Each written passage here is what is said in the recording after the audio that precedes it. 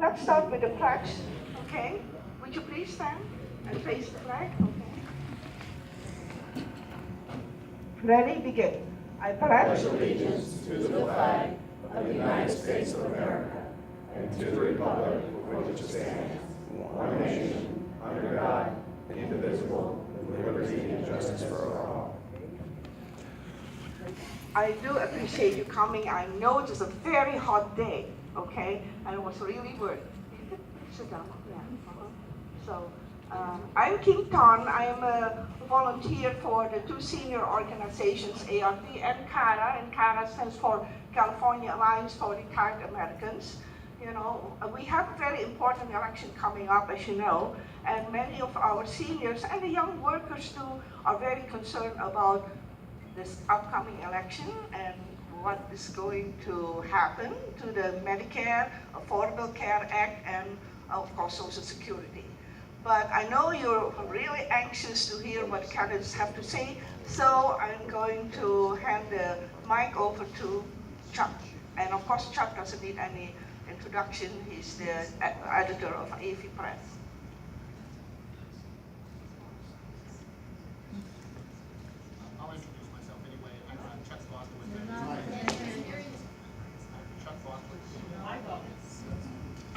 Now it will work. I'm Chuck Bostwick. I'm the editor of the Antelope Valley Press here in Palmdale. I was invited to be the moderator here for this. So what I'll be doing is essentially reading to the candidates the questions that have been turned in from the audience. And just as an idea of what the format is, we'll have each of the candidates introduce themselves. They will have 2 minutes each to do so. And then after that, we'll go through the questions. They'll have a minute each to answer the question. I have no questions right now addressed to any individual one, so we'll just go from one to the other. And they will also, by asking me, they will also have the right to rebuttal if they need to rebut or feel they have a need to rebut any of the other candidates' statements. And then after we get through the questions, if candidates wish, they can ask each other a question, and then we'll have a 2-minute closing from each of them. So if we can start off first with Mr. Brian Caforio, who's on my far right. Thank you. Thank you, everybody. My name is Brian Caforio. Thank you to CARA for putting this event on. Thank you for everybody for coming. Thank you to the other candidates for showing up. This is a lot of important issues that I hope we'll get to discuss today and answer direct questions from the community. I'm born and raised in Southern California. Both my parents were public school teachers who taught me at a very early age the value of hard work and the benefits of a good public education. And I put those two things together, and I was able to attend UCLA and Yale Law School, work for a United States federal judge, and then come back to Southern California where I practiced as an attorney over the last few years, taking on some of the biggest banks and corporations in the world. And what I saw on almost a daily basis was far too many people being taken advantage of because the rules had been stacked in their favor by career corporate politicians who weren't looking out for the people in the community. And so my wife and I thought long and hard about it and decided, let's try to build a better system. Let's fight for an economy that works for everyone and not just the wealthy few. And that means raising the minimum wage, because no one should work a full-time job and be in poverty. It means once and for all ending wage discrimination. Because when I think about my 14-year-old niece, Summer, and the fact that in a few years, some boss might think it's okay to pay her less than a guy because she's a woman, that's wrong. And I'm gonna fight against it. And it means strengthening and securing Social Security and Medicare, because we need to fulfill that sacred promise to our seniors. I look forward to answering your questions, look forward to a robust debate. Thank you for being here. Hello, ladies and gentlemen. I was going to say, next we have Mr. Jeffrey Moffitt. My name is Jeffrey Moffitt. Been around in the community since '89. All right. Can you hear me now better? There we go. I am literally one of the most unlikely people to be up here. Those of you that know me, I am not politically correct. But my wife and I have stood for trying to make social change in this community. One of my most recent claims to fame is helping to find $43 million in the Palmdale School District that the past trustees had hidden. When I happened to run and put $30,000 of my own money in that race to prove that some of the past trustees were crooked. Unfortunately, they happened to, on their way out, give themselves a compact that those documents were going to be sealed. If I happen to be congressman, the first thing I'm going to do is I'm going to open up that seal and I'm going to look for federal indictments for those past school members, and I'm going to look for the criminal incarceration of several different well-known people in the community for stealing $43 million. How does it relate to you? You have paid taxes, and $43 million was raised, and there was no accountability, and when it was found out, when you were lied to and was found out, you wouldn't have found out except for me running. Now, one of the things that I happen to want to do in running for Congress is I want to address some different things, some federal corruption issues. One of the things that we have an issue with is Social Security. My opponent, Steve, happens to believe that Social Security was a mistake. Social Security has been raided multiple times. Billions of dollars have been pulled from Social Security. If we repaid that money plus interest, it would be viable for the next 50 to 100 years. I want to make sure that veterans are taken care of, that they have premium care rather than substandard care. My wife being third generation military, I want to make sure that veterans have the ability to go to the best hospitals rather than second and third tier. As far as high-speed corridor, there happens to be some existing technologies and existing rails that are out there that if we happen to work with the military, we might be able to save 2 to 3 decades in this high-speed rail. So some of the things that I want to do are not politically correct. They're not traditional, but they happen to be what's going to be best for the community. And since I'm not bought and paid for, I'm not going to be looking to the high dollar person or somebody that gave me contribution for making a decision. So that's what I stand for. My name is Jeff Moffett, and I hope I have your vote. Thank you very much. The next candidate, Mr. Lou Vince. Good afternoon, everyone. My name is Lou Vince. I'm a Democrat running for Congress here in California's 25th. I want to thank Kim. I don't know where she is. All I see right now is spots from these lights. So if you're out there, thank you very much. Thank you to the moderator. I met many of you in 2014 when I ran for sheriff of Los Angeles County, where I ran on issues before they were a national conversation, really, about ending mass incarceration, stopping the school-to-prison pipeline, and reforming our antiquated drug laws. I did that because I learned in the last 21 years on the streets of Los Angeles what we need to do to make changes. And I'm used to running towards problems. In fact, I'm trained to run towards them. So that's what I want to do. I want to go and handle the problems in Congress and fix the problems here in the 25th. I see problems really not just here in the 25th, but nationwide that require bold and progressive solutions. A few background facts about me. I'm a native Californian. I'm a longtime resident of the district. I'm an elected member of the Agua Dulce Town Council. It's nice to be in a place where everybody knows where Agua Dulce is. I went to Simi Valley and people just get blank stares at me. I had to point at the map. My wife and I lived there. We lived there for the last 11 years, where we're raising 4 children, ages 6, 7, 8, and 11. Hope I didn't mess that up. It changes constantly. Usually after I find out it's their birthday. But anyway, so it's important to note that children are going to be an important part of my tenure as your congressman, focusing on our children. I mean, really, that's why any of us do anything. I know that's why I do what I do and why I'm running for Congress.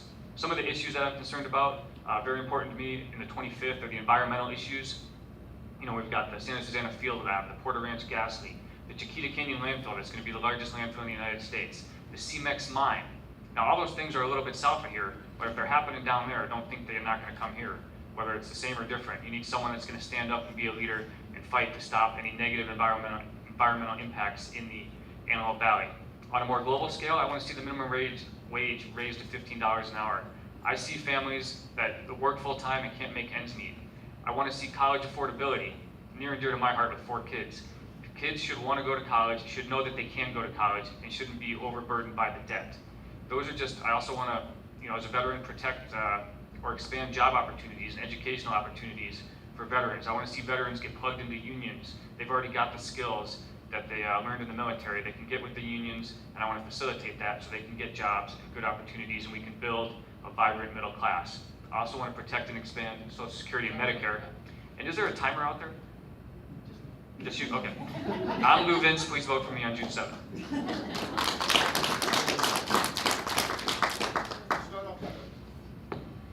We'll start off with one of the first questions. What do you think are the top 3 challenges facing America today? For this, we have a minute answering. Well, it's hard to put that into 1 minute, but right off the bat, we need more jobs, and we need to build an economy that is fairer for everybody. We've got a lot of misplaced priorities in Washington where they're giving handouts to the biggest banks, the wealthiest corporations. Let's start investing in our community. Let's start investing in the infrastructure, in the green technology here to create jobs for everybody. We also need to strengthen and secure Social Security and Medicare. That's a huge issue. We need to make sure we are fulfilling that sacred promise and we are making it solvent going forward instead of trying to cut benefits and harm people. And we need to make sure that we are raising the minimum wage and ending wage discrimination so that we have a fairer employment system for the people who are working in the economy as we go forward.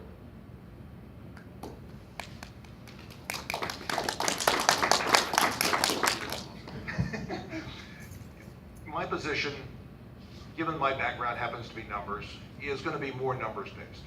We have a situation in foreign countries, China being one, where they keep stealing our technology. We happen to have not held them accountable.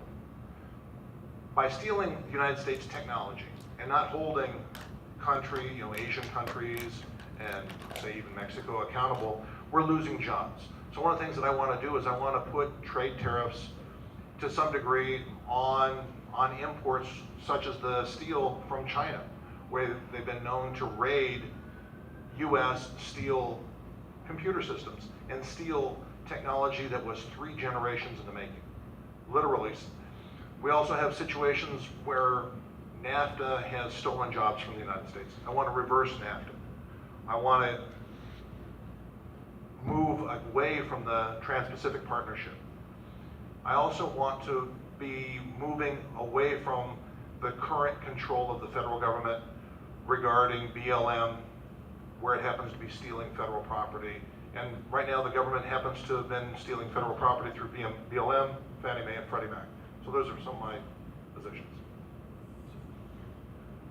All right, 1 minute for the 3 greatest challenges. 1 minute for the 3 greatest challenges. Ready to go. I think one of the greatest challenges, and I agree with the 3 that Brian listed, definitely. But for me, I think it's about the gridlock and the partisanship and everything that's going on in Washington. I come from a place where I've spent the last 21 years dealing with conflict every single day. People from different walks of life, people that disagree on everything. And you've got to find a common ground to get things done. And I want to take those skills to Washington to work with everyone from both sides of the aisle and get things to move forward so that we have a more vibrant middle class, like I said before, so that we expand Social Security and Medicare, so we increase the minimum wage, so that people can afford to pay their house note and work 40 hours a week without having to take a second job. And I think the third greatest challenge to the U.S. right now, and it is clearly Donald Trump. We got to undo the damage that Donald Trump is doing to this country, and the conflict and the partisanship needs to stop so that we can move forward for the good of all Americans.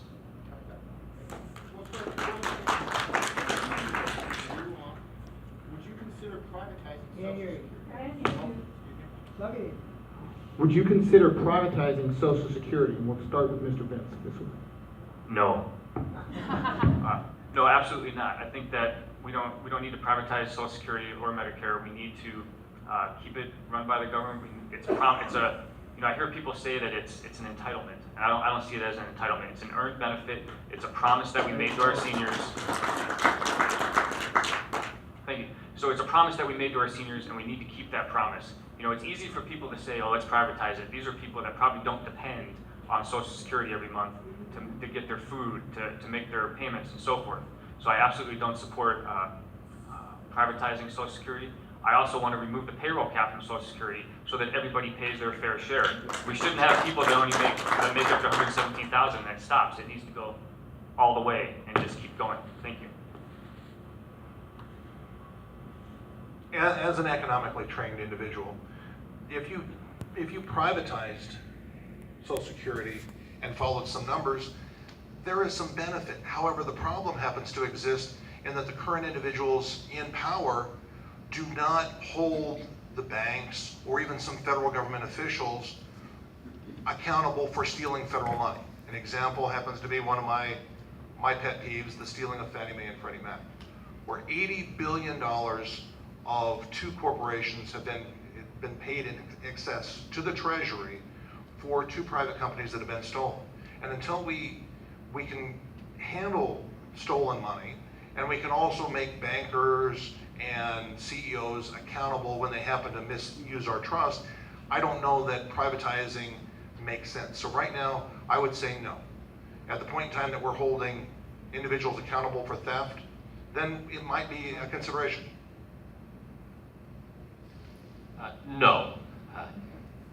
If anybody has been paying attention to our congressman here, he said a few months ago that he's not a fan of Social Security, and he doubled down on that last week when he said that Social Security was a mistake. And he talked about privatizing it.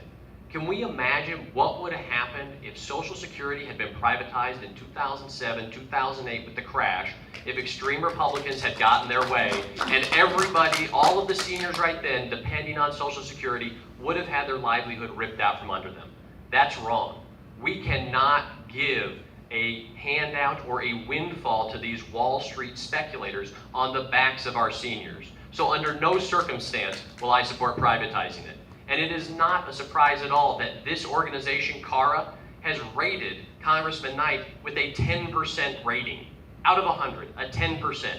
Because over his career, he has taken vote after vote to harm the security of our seniors. I will stop that trend and fight to defend our seniors. Thank you.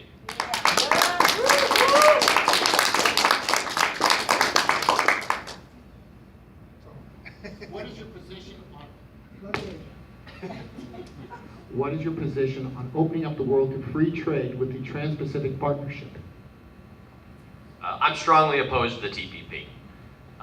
I do not support any quote-unquote free trade agreement that is going to result in jobs being shipped overseas. That's wrong.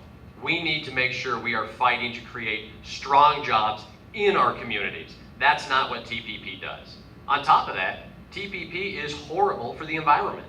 It basically leads to an easy increase in the exports of liquid natural gas. And it just is going to lead to more fracking and more potential negative effects of the environment.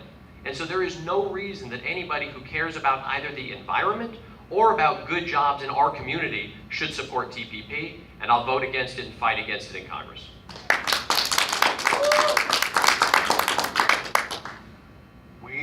Once again, Mr. Cafario and I agree. I oppose TPP.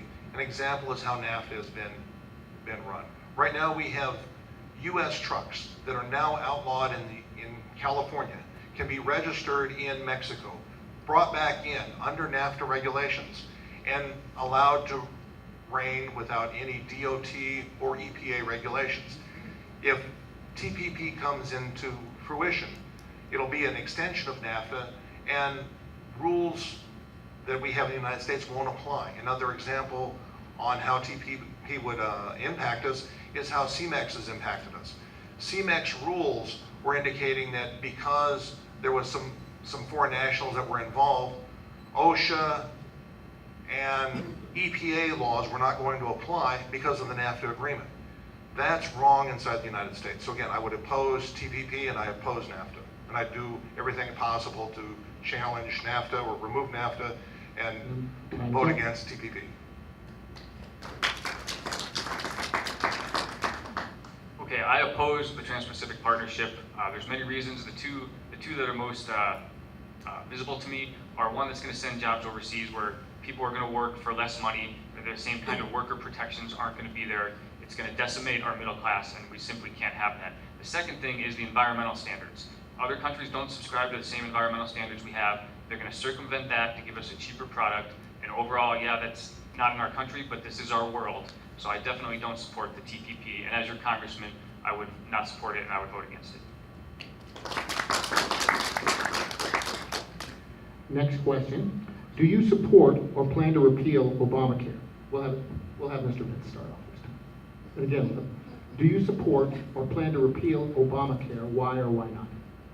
I do not support a plan to repeal Obamacare at all. I mean, the most basic human right, trying to pick the right word here, the thing that we all need the most is our health. And for people to not have health care and not be able to get health care is just, it's not very American to me. So I support the Obamacare. I support the right of people to have affordable access to health care so that they can live their lives, not be afraid of choosing between medications that might save their life or choosing between a doctor and paying their house note. So absolutely, I support Obamacare and would work to see it improved on and expanded.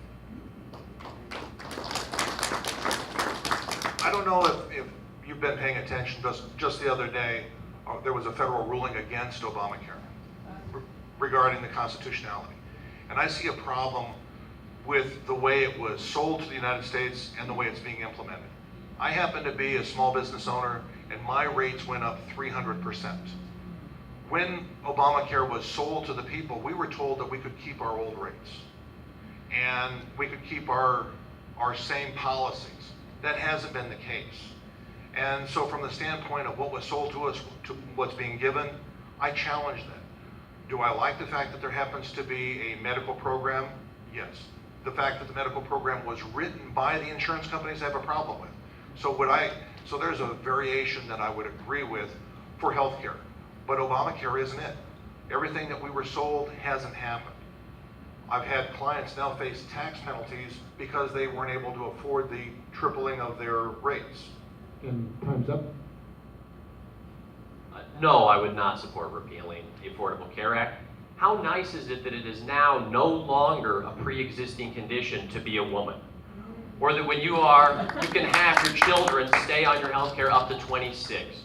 Or the fact that when you get sick, your insurance company can't kick you off and leave you without coverage when you need it most of all. So these are great things that have happened over the last few years, but we still need to do more. Costs are still too high, too many people still aren't covered, and we need to make sure we are working every day to fix it, to expand it, and make sure that coverage is getting out there. For example, I am going to fight against the so-called Cadillac tax, which is about to take effect, and it is going to hit a lot of hard-working families in our community because they negotiated for good health insurance, and they're going to pay a price for that. So I'm going to fight to repeal that, and I'm going to continue fighting to expand coverage and get people that health care they need. Next question is, what is your opinion on immigration reform? I think it's clear we need comprehensive immigration reform. We need to come up with a system that will allow 11 to 12 million people come out of the shadows and fully integrate themselves into society and into our economy. And so I support DAPA, I support DACA, and I will fight for families. You know, Congressman Knight, he's not here today, but a few years ago, as reported in the AV press, he stated that he has no problem deporting the parents of American citizens. I think that's wrong. I do have a problem with that. And I am going to fight to keep families together here in our community and make sure they are able to fully participate in our community as we all move forward in this 21st century economy.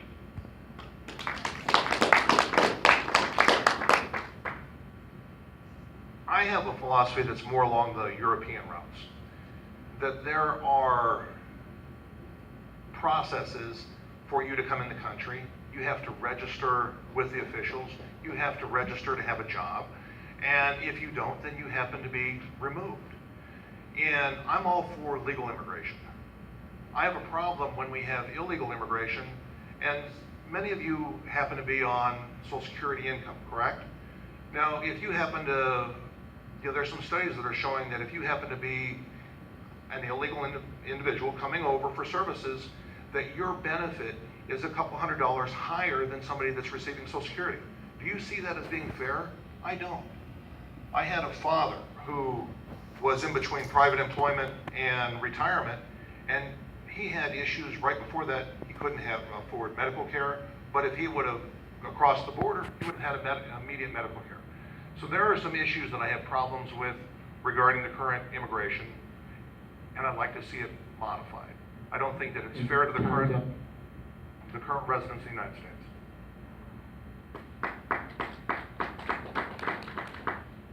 Thank you. Well, I can say this. I didn't learn about immigration in a textbook, and I'm not taking my cues from European immigration. I've seen immigration in this country for the last 2 decades on the streets of Los Angeles. And I can tell you, based on that, I support comprehensive immigration reform. I've seen families broken up and one parent sent back to Mexico for some minor transgression. That's not good for the family, that's not good for the US society, it's just outrageous. Secondly, we need to bring the people out of the shadows and stop wage theft of immigrants. They need to be able to work, they need to come out of the shadows, they need to be able to perform their job and also interact with the police and the criminal justice system so they can be better community members and not be in fear of being deported.